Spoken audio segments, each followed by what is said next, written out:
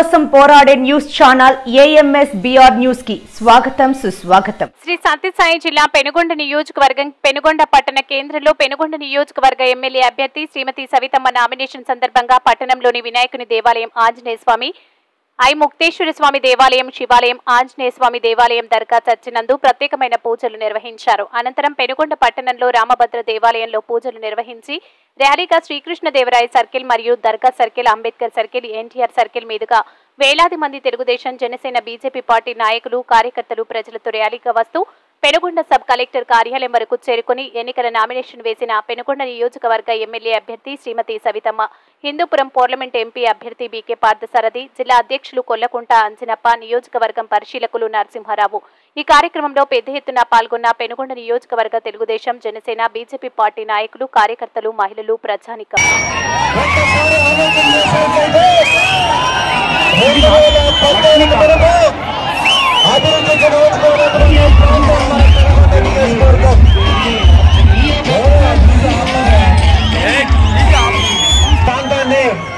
మన నాయకుడు చంద్రబాబు నాయుడు గారు 2014 శాసనసభ ఎన్నికల్లో ఘన విజయం సాధించిన తర్వాత మన పెనుగొండకి టీఆర్ పరిశ్రమ వచ్చింది.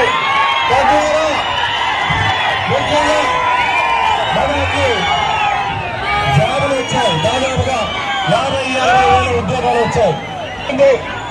మీ అందరికీ